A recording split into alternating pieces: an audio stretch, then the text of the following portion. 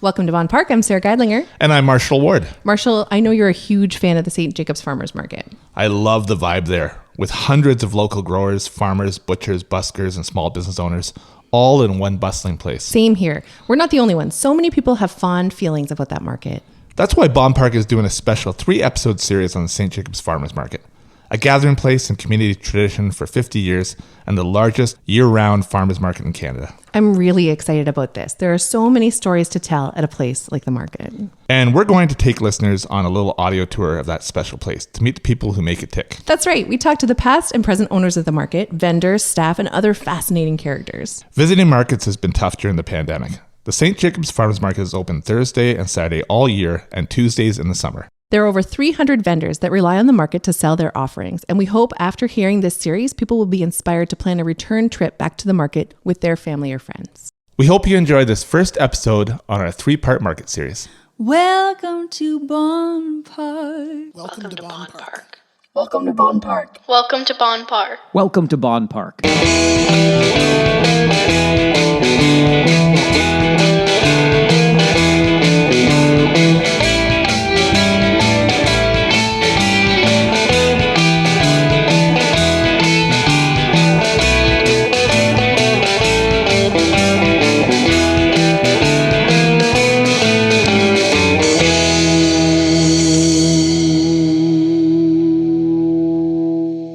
Do you enjoy Bonn Park Podcast? If so, we would really appreciate it if you Leave a review, like, rate, subscribe, but most importantly, share directly from the platforms with your family and friends. That's the best way to get the word out to everybody, and more people will get to see our show that way. So click those like buttons and share our show. Thank you. Thanks. On with the show. This is it.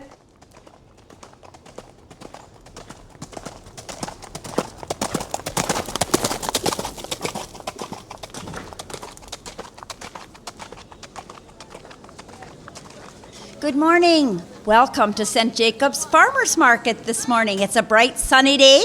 We have lots of sunny day specials today. It's sunny and yes, you are special. Fresh local strawberries. Come on over. Get 2 for $15, 1 for $8. Grab them quickly, folks. Well, I'm Charlene Bowman, and I've been here at the St. Jacobs Market almost 45 years. And these stalls right in front of me is the first place I worked, selling donuts. And the farmers came and bought the donuts, and beside me on my right was cows in the ring, and beside me on the left we had the pigs. But the farmers got to eat too. When I was younger, I worked at the St. Jacobs Market for many years. It was outside, and there was long cement slabs, and we put our produce on top and sold, and guess what? There was only about 6 or 7 vendors, and take a look around. How many vendors are there now at the market? What a difference. If you've bought fresh fruit or veg in Waterloo in the last 30 to 40 years, chances are you know Charlene. Marshall, let's hear from 4th generation farmer Tasha Thorner-Bede, owner of Tasha's Farm Fresh Produce. These two are some of the first faces you see when you get to the market right upon arrival, and we get to hear a little bit from baby Aubrey too. So I have been at the market since I was in diapers. My grandparents started probably when Charlene started, when it was just over in the far parking lot with, she said, blocks. My grandparents were here for, I think, a few years. They had a fruit farm in Stony Creek when my dad was little. And my dad is also a vendor here still. And he's been here for probably 32 years now. And I have been here for at least the last 30 years. When I was 19, I decided that I would like to do this on my own and started at the Sunday market across the road. And we grew up on a potato farm. When I was about 27-ish, I bought my own farm. I've been coming to the market ever since, and now me and my husband have another farm of our own, and he has 4 other farms. And we grow field tomatoes, Roma tomatoes, zucchini, beans, peas, strawberries, asparagus, peppers, all sorts, hot, sweet, you name it. In the summer, we have lots. I love having Charlene. She came up to the stand one day and she says, "Do you need any help?" And I said, "You can get back here right now." And she's been with me ever since. A lot of energy. A lot of people know who she is. Always singing or smiling or dancing. It's It's great. She definitely keeps it upbeat and makes everybody happy, and it's good. Color coordinating is a big thing. Can't have too many green beside each other. You got to break it up with something with color. Appearance is kind of everything. I might have to give that up to my dad a little bit. I learned everything from him and then kind of just did my own twists on things. I get a lot of compliments on the display. So yes, it's something I take. Woo! So yes, this is Aubrey, and she is me and Mo Obeid's daughter. So he's another vendor here. Aubrey's going to be raised here as well. She's going to be the 4th generation at the market. Yay! Thank you all for Yay! Thank you. Anytime.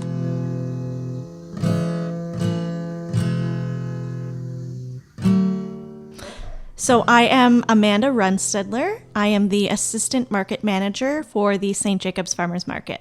Busking, I wish we could have it right now. There's no singing allowed until whenever they say you're allowed to sing.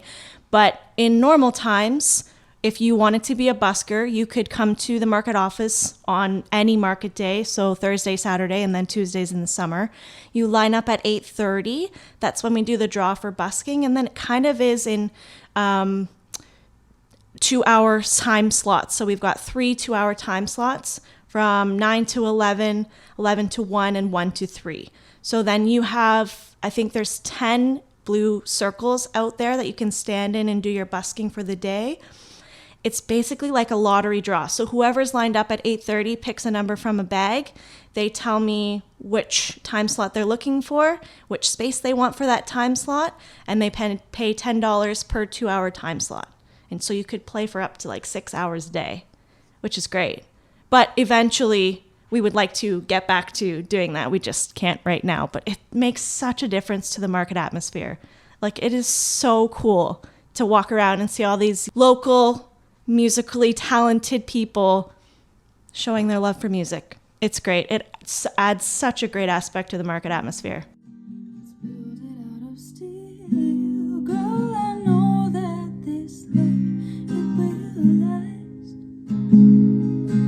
Journey up the road, you gotta take it slow.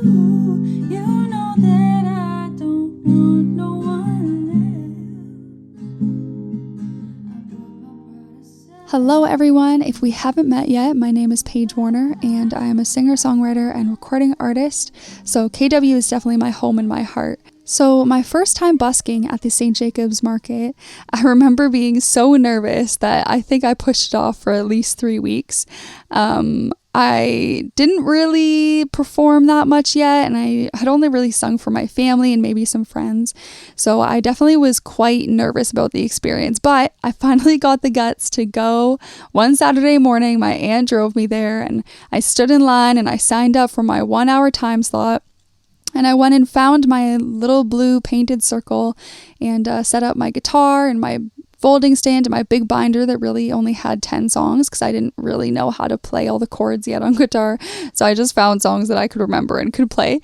And I remember being so nervous that I didn't know if I could start. I was standing there adjusting things and, there was not really anyone around. I think it might have just been my aunt in earshot. I started singing and I think I made $3 that day, which I was pretty proud of at the time. It definitely didn't stay at $3, thankfully, but I was pretty proud of that. And I think every Saturday moving there forward, if I was free, I went out to the St. Jacobs Market and busked, and some Thursdays as well. So it really became an annual tradition. Every year between school, during the summer, I would dust off my busking binder and head out, and I think it really helped me grow my confidence as an artist and with myself. Really, singing in front of people was pretty scary to me at the time, even though I knew that's what I wanted to do. But so I think the market was really a warm and welcoming place, though. The other artists were always so friendly, even though I was extremely shy. I hardly spoke a word while everyone was waiting to book our spots, but the other artists would come over and, say hi, ask what I'm doing, come check out my music after their spot was timed out, and they would maybe throw a coin in or two, and I would do the same. And it was really just a welcoming community, and everyone kind of rallied together. But I'm really grateful for those times. I think it helped me grow as an artist and as a musician and helped me get comfortable in my skin. So yeah, I'm grateful for the St. Jacobs Market, that's for sure.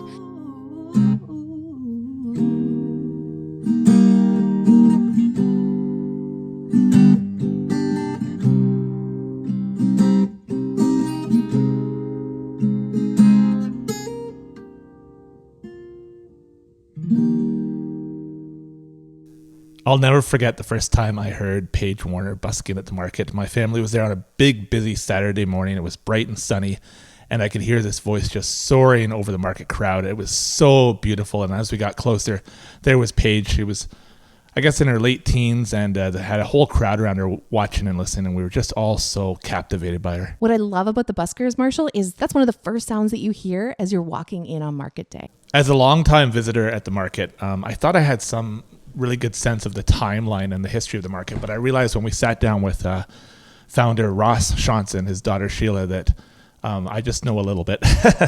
But this was fascinating to talk to them. Ross takes us all the way back to the mid-'60s, to the very beginnings of the market, and it's really a story of family values and relationships and trusts between customers and vendors, and how this very small market became this incredible tourist destination that so many of us love and love showing off when visitors come from out of town.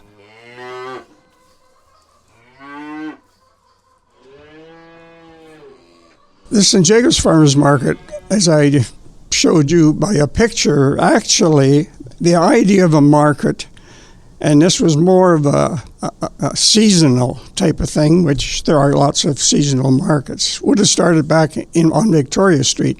Early in the mid-1960s, what we call Peddler's Village down here was built as an auction market for Geisel. His name was Geisel. He was an auctioneer, and he started a market here.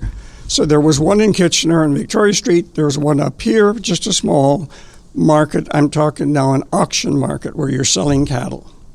And it was in the minds at that point to have a farmer's market because it had started off in Kitchener seasonally, small, mostly outdoors. And so that was kind of in the mind of doing it here. And while this building right here at the time was a horse sale barn, ceiling was put in and the second floor was put on, and this became an indoor market, which Sheila came along to my rescue in 1989 and took over the management of it.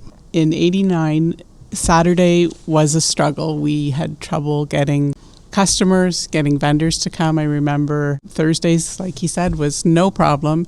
And we used to try to, I guess it's a bit of bribery. We would tell the vendors that they could pre-book their Thursday spot if they would come Saturday. And Tuesday really became sort of the locals' day. Probably by 92, 93, we decided to move we had one row of outdoor vendors over to the other side. And that's really when the outdoor market took off. I guess there comes a time for all of us to make some changes in life, isn't there? We didn't see a third generation coming on at that point. They were too young. Sheila had been at this business nearly 30 years already. I don't think there was necessarily we must sell, but because we had opportunity to have conversations with the Schlegels through various events, there was talk and it seemed like a good fit. So I guess that's really how it came about, and sort of when we all got on the same page, we thought, yeah, this makes a lot of sense. It felt very good, really, because their values and our values, true, were similar. And it just felt like a very good fit when they showed the interest in taking it on. Who they are and how they talk about community. I mean, the market just ties in with what they're all about. But I think that's, again, what the market is all about. It's about relationships. And so not just relationships of management to vendors, it's really those relationships of customers to vendors. And I think that is what makes the market such a special place.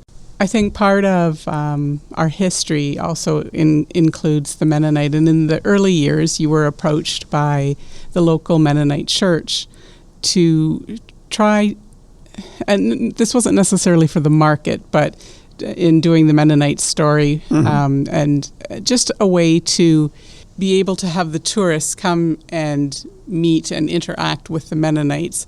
There were some areas where the Mennonite church worried that there was maybe some exploiting of the Mennonites going on, and they wanted to make sure that that didn't occur in this area. So the market also gave people that opportunity to come and talk with the Old Order Mennonites. And so that also was a pretty big draw. And it really did become a tourist destination as well. So our roots were in tourism, as well as that. Back in those days, it wasn't buy local. We didn't talk very much about that. But I mean, that was a big part of what the market was. That would be very true. It was, I mean, examples of where things had gone a little bit the way you didn't want it to go would have been Lancaster, Pennsylvania. If you've ever traveled down there, you'll see huge signs, promoting and talking about the Amish and all of that, which was something we did not want to see happen. We did not want to use those terms, and I don't think you'll ever see where we advertise, whether it be furniture, whether it be the market, or whatever, that we're, using those names to try and bring in people to the area. But we did want to tell our story of who we are, where we came from, what we believe, what our faith is. Very much like Ron would tell you, I think.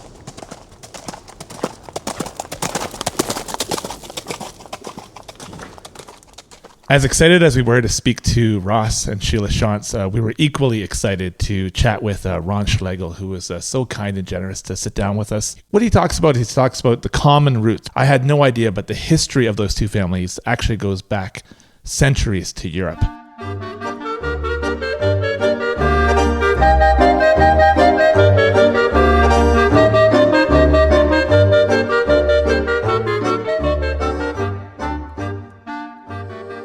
Well, the Shantzes and the Schlegels have known each other for many years. We both share a similar Anabaptist Mennonite faith.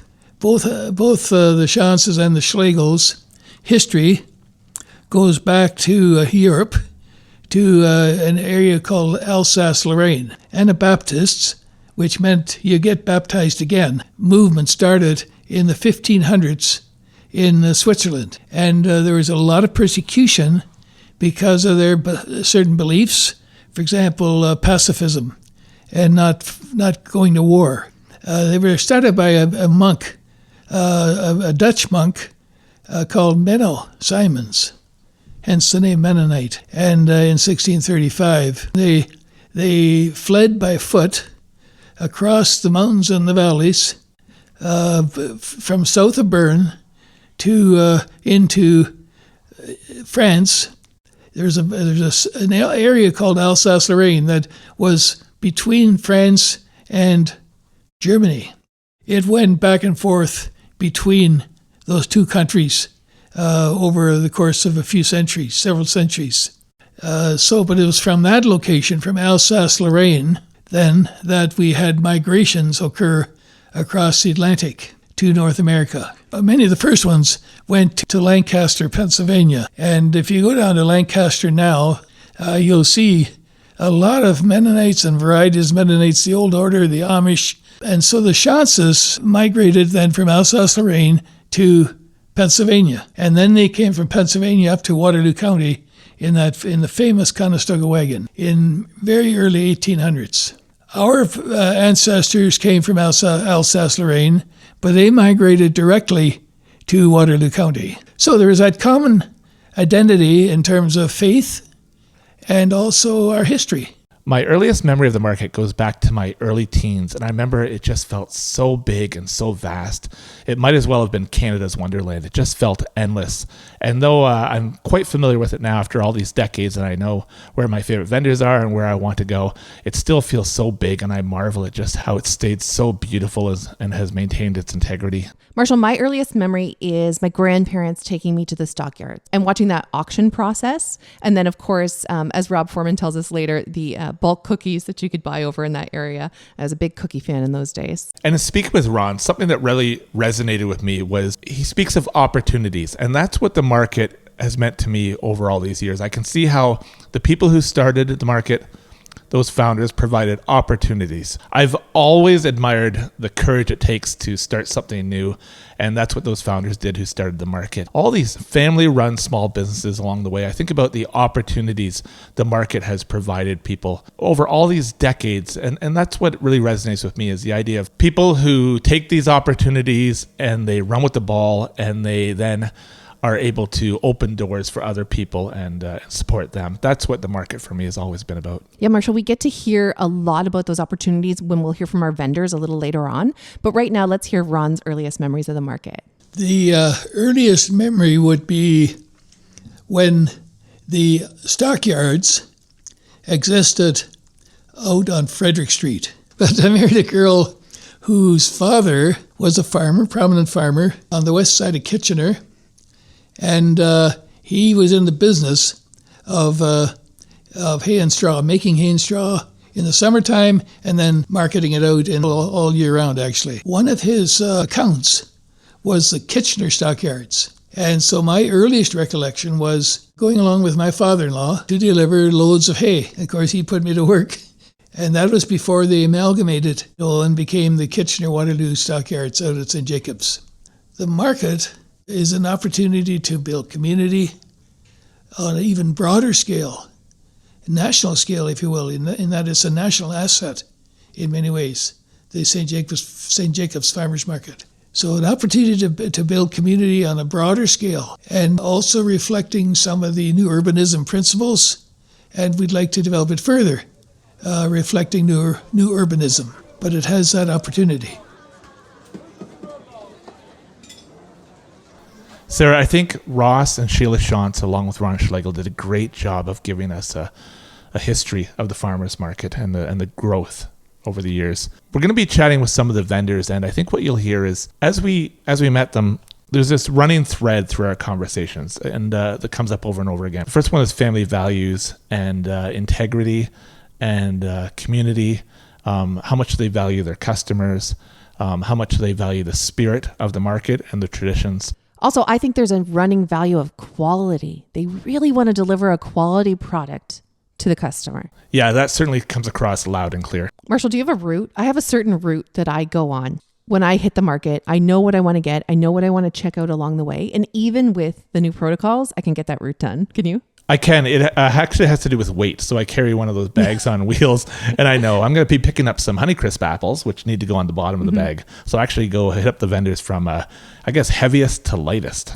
That's a really good system. Mine is just more geographical, but I think I'm going to try yours. Yeah, no, Honeycrisp apples go on the bottom. Fresh cheese curds from Kitchen Cuttings go on top. We're going to take a moment to hear from this episode's sponsors. Bonn Park is supported by Waterloo Brewing. Since they first opened their doors in 1984, Waterloo Brewing has invited thirsty beer lovers to pour the boar. A symbol of strength and courage, the boar is a fitting symbol for Waterloo Brewing.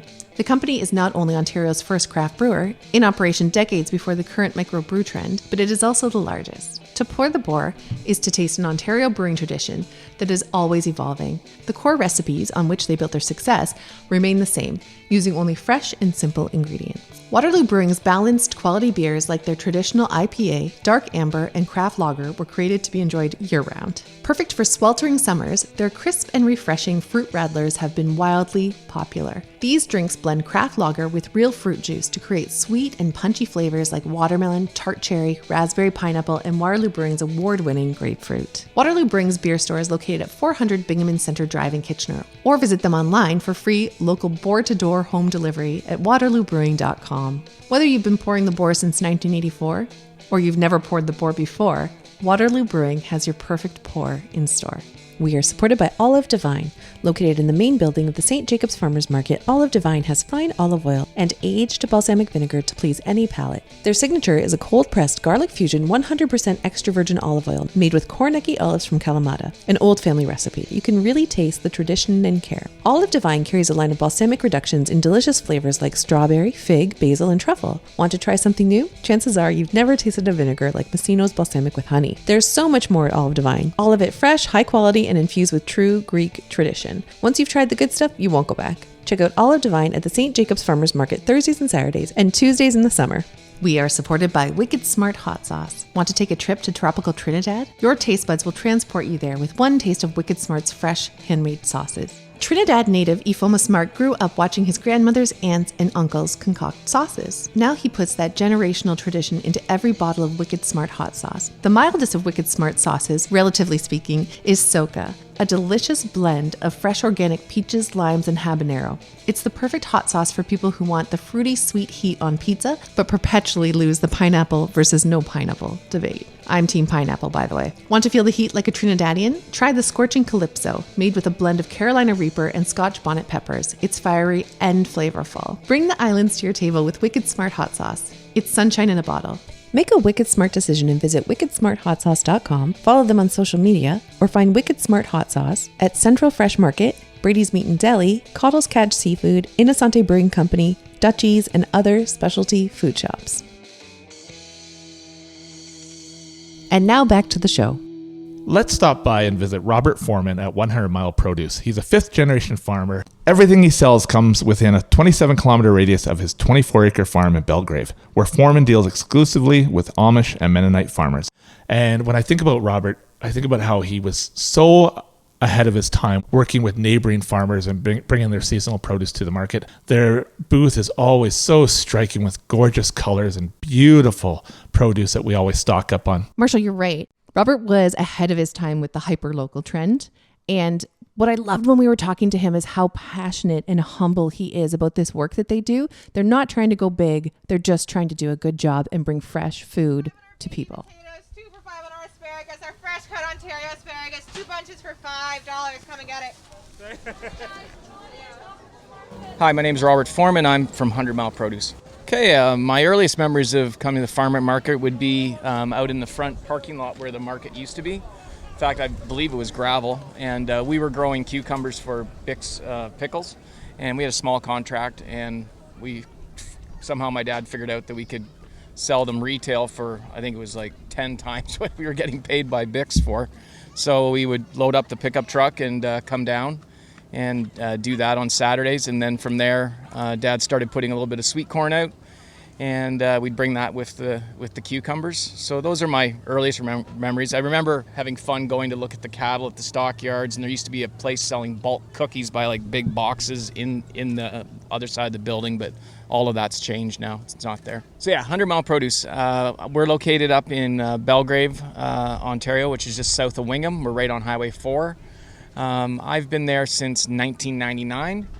We bought the farm then, and I didn't really get serious into the farming side of things until I guess it was 2002, I guess, is when I started.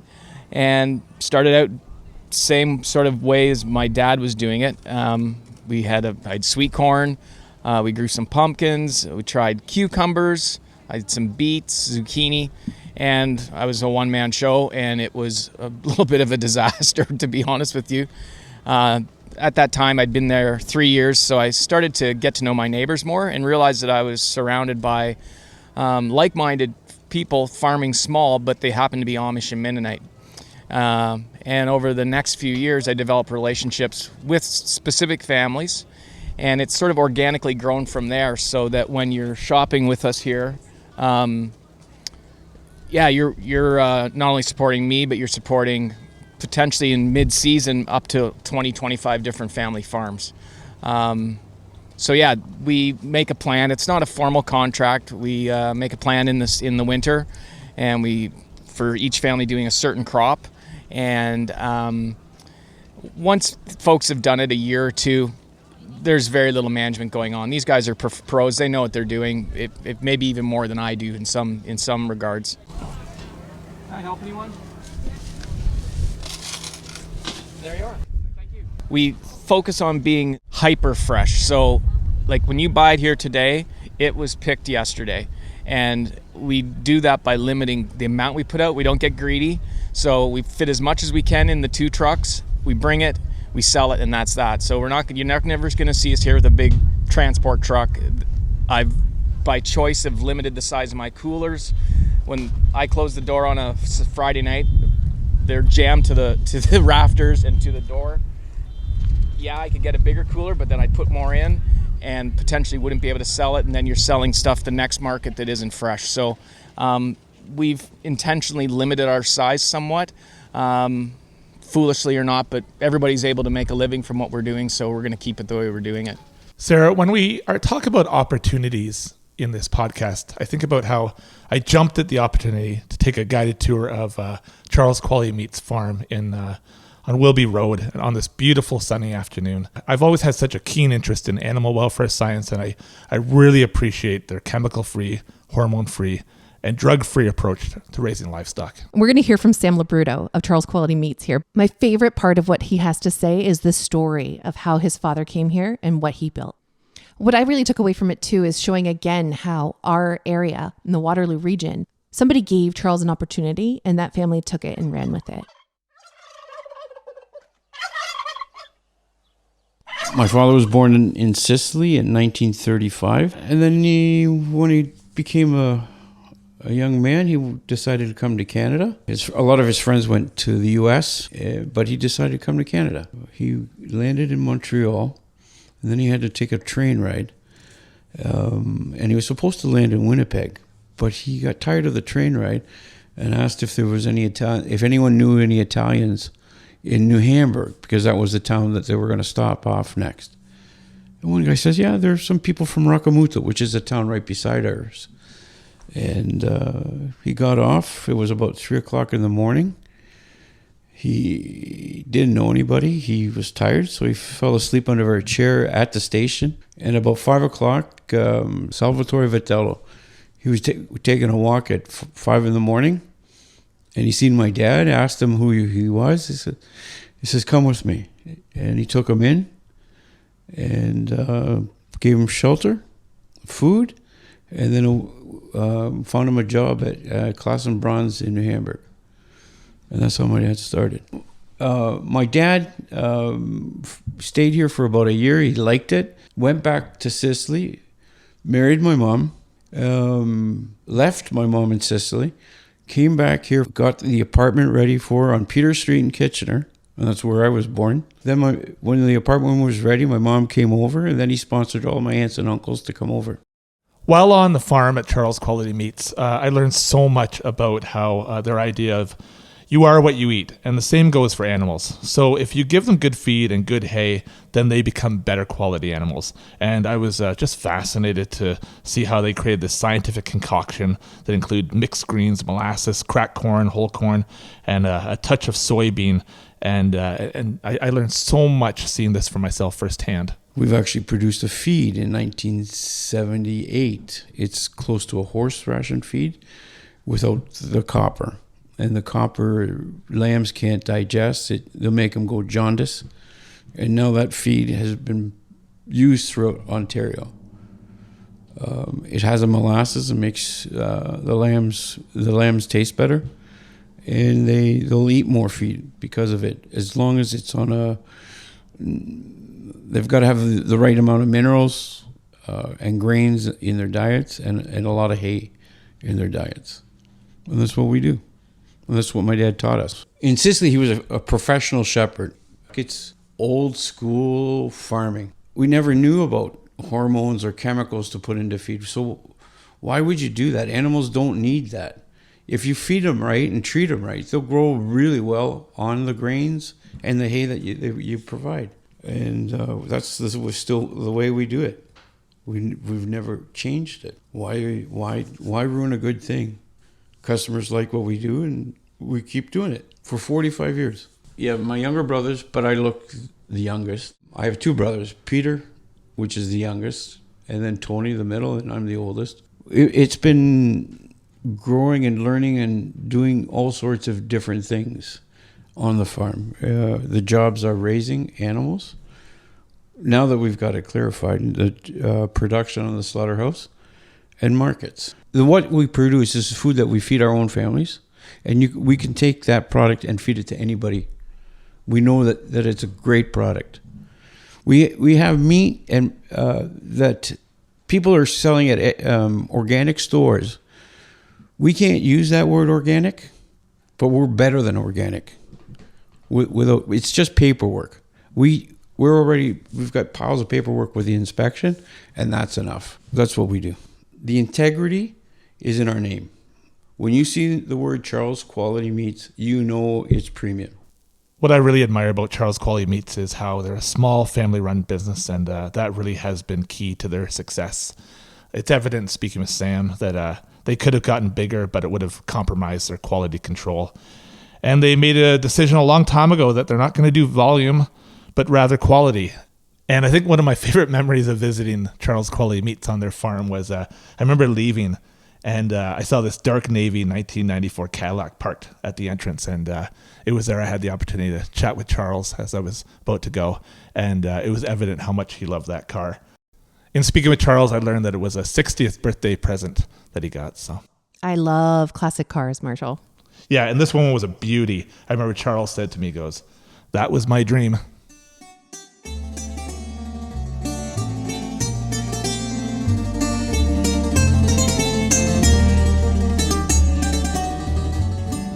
Marshall, what do you think about when you think about the Petricas family? I think about their warm hospitality and how it keeps customers like me coming back week after week. So I met the Petricas family a few years back, and what really intrigued me about this family was I was familiar with Yoda leather, I was familiar with the taste of grease, and I was familiar with Olive Divine. 3 different and distinctly different businesses at the market. And what I didn't realize was that this was all one family who'd been there for nearly 35 years. And what really interests me here is the idea of how one business starts out with the parents growing a very small, leather shop basically outside, along with a chicken on a bun. And they grow that to the point where they can open a Taste of Greece, which is their authentic Greek cuisine in Peddler's Village. So authentic that there's a recipe that Evangelos doesn't even share with the rest of the family. That's right. It makes me laugh every time I think about it. So, Marshall, I have heard you rave about your veggie pita from a Taste of Greece every week. Yeah, it's absolutely delicious and so fresh. It's got tomatoes, cucumbers, and their amazing tzatziki just tops it off with, and their feta cheese. Yoda's Leather is located just down in the building of Peddler's Village, and I wear a black leather belt that I got from there a few years ago every single day. And then, of course, you know that I'm obsessed with the olive oils at Olive Divine. Yeah, this is always a go-to spot for me to get a gift for somebody. And I actually just got the fig reduction, and that is going all over my pizzas and salads. And you have to try their cold-pressed garlic fusion extra virgin olive oil. It's so good. We always pick it up for ourselves. This olive oil was the dream of Yoda, the matriarch of the family. It's hard to believe that with these 3 successful booths that the Petricas family has, they started making chicken on a bun outside. Yeah, that's right. So we're going to hear about those early days, and as well, we're actually going to hear from 4 members of this family, all sharing their story. Hi, I am Stella Mandalis, and I'm here with my father, Evangelos Petricas, and we have the business A Taste of Greece and also Yota Leather and Furs at St. Jacob's Farmers Market. So my earliest memories of us being at St. Jacob's Farmers Market is when I was around 6 years old. My father started with the business Yota Leather and Furs, and he would bring me to the market with him, and back then we would have to wait in line outdoors to get a spot. So we would come what time in the morning? Around 6 o'clock. 6 a.m. and we'd be waiting in line for a spot. And then after we got the spot, before we'd set up, my dad would take me for pancake breakfast right next to the restaurant here at the market in Peddler's Village. No, first you have the leather product on the bells. And after later on, you start the business with the food. You have first my wife, you have the Greek restaurant, the Taste of a Greek. And after you have outside the chicken at the bun. Plus I have the leather. My mother started A Taste of Greece when I was around 12 years old, I believe. And she started it with the recipes from her family, how my mom does all of her Greek cooking. My dad would help her make the souvlakia. All the products that we use are local. And when the farmers have stuff available outside at the market, the tomatoes, the cucumbers, parsley, whatever we can get from the farmers outside, we grab it, which is one of the reasons also why I think our food tastes so good, because it is local product and we enjoy what we do. I think that also helps out quite a bit. Like I have a good time cooking for people, and I enjoy all the friendly faces that we see at the market. That's you have repeat customers on. That's for help on. If you don't have the regular customers, it's hard to survive. The people you know me long time, on you trust me. Yeah, if you give a good service in the customers, in the food, in the leather, everything, you appreciate that. And on start, the people come back again. You need to start to be close to them, and that's the point to start success in the business. We've made good friendships over the years at the market. Like for us, it's nice to see them and their family and all their new grandkids growing up, just as it's nice for them to see us grow up at the market too. So it's a beautiful sense of a community here at the market, along with some of the vendors that we've known over all the years too that we've been here. Like there's Colin across from my dad with the jewelry. Like we've known him since the first day he's come to the market. Carol with the coffee booth across from me as well. The same thing. It's nice growing up with these vendors and having this trust and a family style growing up with them here. You grow up and you have to learn to help other people. So at the market, back when we started, and it was small. So when we started in the Peddlers Village, we were on the other side of where we currently are. There was this little tiny food court. This was before the fire. And every single vendor helps each other. So for example, the coffee booth. If we saw that people needed coffee, I would run out of the booth. I'd go serve them coffee. If I had to leave my booth, they would come into my booth and they would tell my customers to wait a couple of minutes, or if it was something that they could serve them with, they would do it too. The pretzel booth that's next door to us, it was the same thing. It really is just a little family at the market. Like we all jump around and help each other out as best as we possibly can. Hi, my name's Irene Patrikas, and along with me is my mother, Yota Patrikas, and we run currently right now Olive Divine in the main building. Remembering how old our youngest sister is, Mom was pregnant at the time, and it was a market day, so when Mom went into labor, because cell phones weren't at that time, Mom called the market. Sheila picked up the phone and quickly ran to Dad to let him know that he's expecting his other bundle of joy. And Dad rushed to the hospital. So we kind of gauge how long we've been at the market with my sister's age, younger sister's age. Well, I wanted a long time to start to bring olive oil here in Canada, but because people not knew it that much, and olive oil have expire day, so you can hold bottles for a long time. So that's why I waited till people are more familiar with olive oil, know better, and then we started that. I know I have a very good quality. Same thing with the balsamic. The balsamic what we bring here is aged balsamic, and it's from very good companies and it tastes good. I started working at Olive Divine in the past couple of years. I've been working in the corporate world, so this is a different pace for me, and it's a nice pace and different experiences. So just helping Mom with the business and helping it grow. We've seen some challenges with COVID, but I truly believe that if any business can get through COVID, then they have a good, strong foundation, and that they'll get through any difficulties down the road. One of the things that we try to do is try to provide our clients with top quality olive oil. Just like Mom mentioned, we hand select the products that we bring in. Mom went down, met with the companies. She's actually gone to the olive groves to see how it's done. And as she mentioned, the company the olive grove that we deal with, and the company that we deal with in Greece is Iliada, which has won international awards. Last year alone, they won about 12 international awards for quality and taste worldwide. The garlic olive oil that we make that down in Greece, but it's my recipe. So that's the way I go every year down there, and I pick the olive oil, we test it down there, we send it to check to see how is with their acidity and all that stuff. So we try to bring that to our community here at St. Jacobs. We've noticed over the years many people are starting to do their own meals, to become their own chef in their own home. So it's trending more for them to be more aware of quality of what they're putting, quality of the meat they're buying, quality of the oils they're using, very more health conscious. So our business has kind of boomed due to some of these new trends, which are positive trends. And I think we've seen a more intake in markets also, farmers markets, because then people want to buy where actually their products are grown. But sadly to say, Canada doesn't have olive trees, so we try to open the community to good quality olive oil. Marshall, George Voisin was a hoot to talk to. He was even joking to passersby when we were wrapping up our interview. Photos and autographs to follow.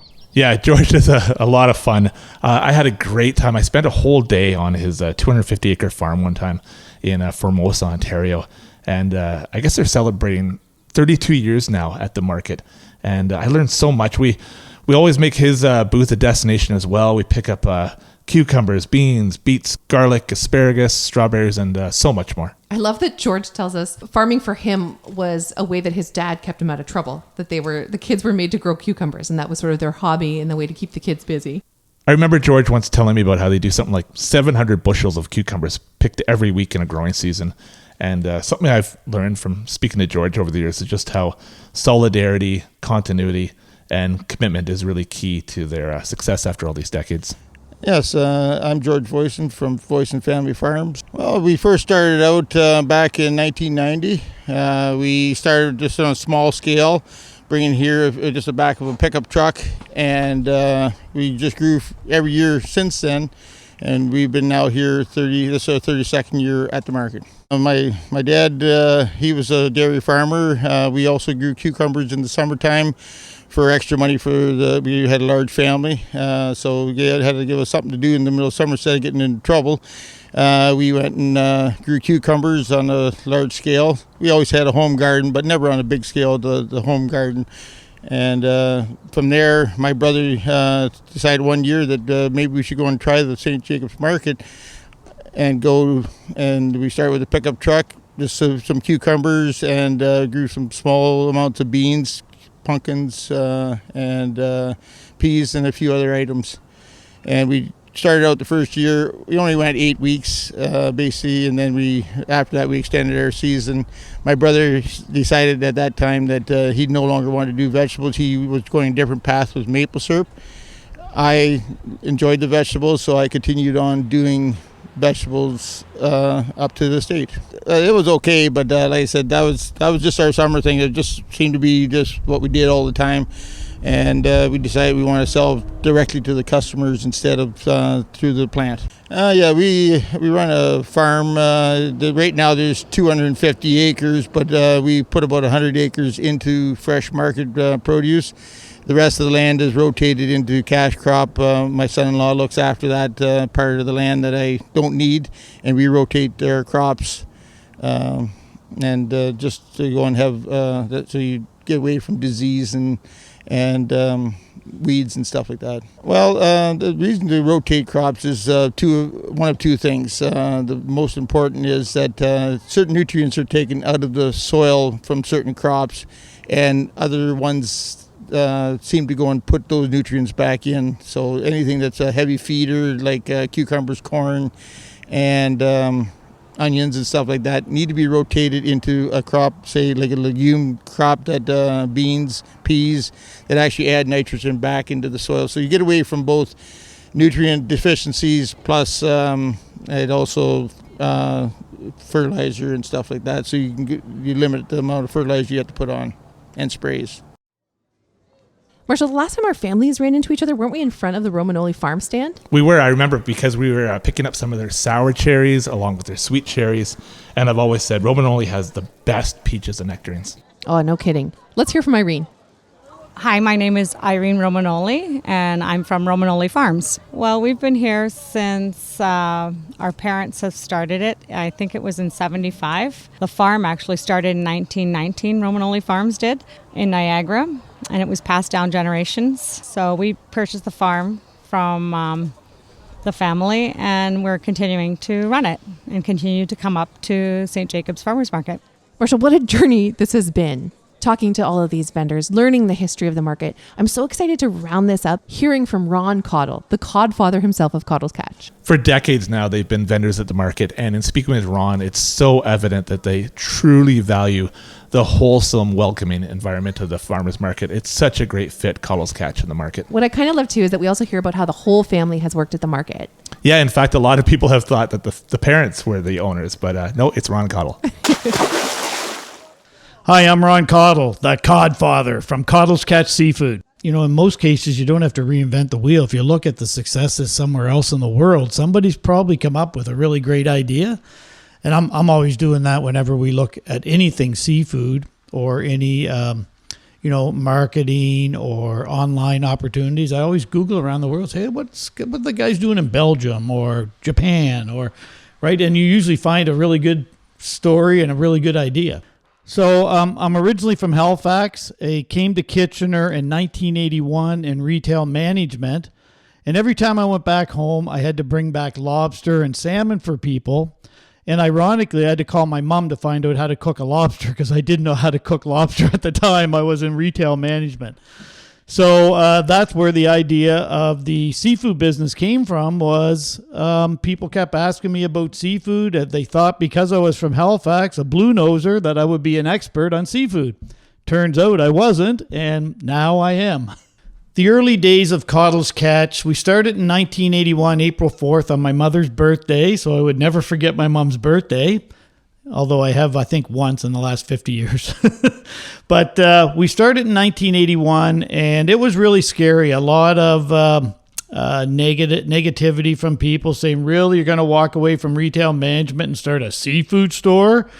So that kind of gave me encouragement because then I wanted to prove them wrong. Right. And my wife and I my wife came from a family business, so she knew the commitment that it was going to take to make this work. And believe me, the early years were really, really tough. So the early years, so from 1 to 3, we could have closed any time. It was that tough. Getting to market yourself, like people don't know who you are. So you go to set up a store, you spend all your money on fixtures and working capital, and then say, oh yeah, we need money for a marketing budget to let people know that we actually exist. And that was really, really tough. By year 3, we had the game down, total commitment of 3 years of no personal life, just working all the time or thinking about work. And of course, not having much money to do anything else. A side story from that is a treat for my wife and I would be to go out for a dessert and a drink after we made our own dinner. And then, ironically, that same restaurant we took our staff to for the last 25 years for our Christmas party. So that was kind of a neat thing. And that place was Little Lulu's in Pioneer Park that doesn't exist anymore. After that, things got a little bit better. We got better at the game. The economy picked up. People knew who we were. And we started the wholesale branch of our business. And in 1987, we had an opportunity to buy a market stand in St. Jacobs for $500. And it was in the old stockyard building where the first original market started. I believe there was only a couple dozen vendors. It was a really tough time. We were the only seafood people there. Sometimes there was more horses than customers, I think. The early years of the market, some days we didn't even do $50 worth of business. So it was real commitment. Try to have some foresight, some insight into that potentially this could be big. It could be good for our business, another arm of our business. And but it was really, really tough. I remember my sister-in-law used to come down and help out. So she would work the market some days and I would stay at the store or try to do deliveries. We were a multi-functioning family business back then, and we would do whatever it took to make it work. But it certainly, you had to have some insight because it really didn't make money right from the get-go, I can tell you that. For Caudle's Catch, where did I want to take it? Where did I see it going? A funny story is I always said if I ever won the lottery, I'd make the best seafood store ever that existed in the world. That's what I do with my winnings. And I still really feel that way. I'm very lucky, although we did have a strategy to get to where we were. Marketing 101 is very, very important. Aligning yourself with the community, helping out charities in your community that benefit your family, your employees, and your customers, I thought was a really great strategy for us. We just wanted to be the best that we could be, and we still feel that way in our family. I'm lucky. You can teach your kids stuff, but you can't teach them passion. And 3 of our kids, they all have the passion. For the market, ironically, our first employees were my mom and dad. My mom and dad, who are now 86 and have moved back to Halifax. We used to work the market. They loved the market. They loved the interaction with the customers, and most of them thought that mom and dad owned the business. So we got tired of setting them straight and telling them that Sylvia, my wife, and I started the business. So that's always a big joke around the family supper table that I'm an employee and not an owner. Well, it's still exciting even now, 34 years later. We market day is big, and now there's 3 of them, Tuesdays in the summertime, Thursday and Saturdays. And, we start preparing the day before, getting everything ready. What are we going to sell at the market? Yeah, we've had a lot of people work at the market over the years, and friends. I can remember in the early years it was family and friends that helped us work at the market, and we've got tons of memories. I can remember one time our truck caught on fire down here, overheated and caught on fire, and of course all the smoked fish jokes were going around then. But the customers and our employees, they all say it's like family down here. The other vendors are like family because you see them every week that you're at the market. The same customers come down to the market, so you almost know them by name. And everybody's always happy. It's just a special thing to be able to work at a market and not like in a grocery store or even at our own stores. The market it's a different vendor experience, and it's a different shopping experience. This is a sentiment that's also shared by Sheila Shantz. I think that's, again, what the market is all about. It's about relationships. And so not just relationships of management to vendors, it's really those relationships of customers to vendors. And I think that is what makes the market such a special place. I don't know if anything has brought me as much joy during the pandemic, especially as visiting the market with my family. And it seems to be the one thing that always was there for the most part, that and had some kind of sense of normalcy to it, and a sense of freedom as you walked around outside especially. And even though restrictions were in place, it was still very much the market. And I love the fact that our teenage daughters still want to go to the market. Usually on every Friday there's a talk about, are we going to the market in the morning? And the answer is almost always yes. And it's something we do. I hope it's something we continue to do for a long, long time together. You can see it at the market. You can see multi-generational families enjoying the market together. It's an accessible place for everybody. And there's something so beautiful about the idea that multi-generational families revisit the market year after year. They have their favorite spots, their favorite vendors, their favorite things to do, even if it's just sitting by the fire, together. Sitting at a picnic table enjoying their fritters. So it's family-run businesses feeding families at the market. And I also love everything in Peddler's Village and all the fun things you can buy. I only wish that just one time, I wish I could kind of see it through the eyes of somebody who's come from another country and seen our market for the first time. You're just kind of in awe. You have no idea what's around every corner, and there's 3 big buildings in this. In the summertime, the outdoor produce can just feel probably endless. And anyways, that's the only part I kind of envy, is it'd be so neat to experience it just one time through a first-time visitor. Well, thank you, everyone, for coming to St. Jacob's Farmers Market today. We enjoyed your company. And do come again. And don't forget, folks, have a very good day. Join us for episodes 2 and 3, where we're going to be exploring how the market community rallied together after the 2013 fire. Still remember exactly where I was when I heard about the fire. Very hard to believe, you could hardly believe that the building was going. We'll talk about multi-generation farmers and vendors at the market. We're at Country Style Products here at the St. Jacob's Farmers Market. We've been vendors here since 1977 when my mom started. We're 3rd-generation vendors. And then we're going to talk to market staff and get a real behind-the-scenes idea of what it takes to prepare and manage a market day. I'm Bonnie Allen, and I'm the facilities supervisor at the St. Jacob's Farmers Market, to make sure that everything gets cleaned and prepped and ready for market days, and then on market days that all the jobs are being taken care of. And then we're going to take a look towards the future of the market and what that might mean for our area here in the Waterloo region. So there's lots of ideas, that we can optimize the experience of people in relation to the rural-urban interface.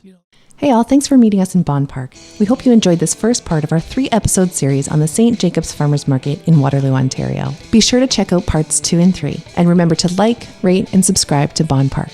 See you next time.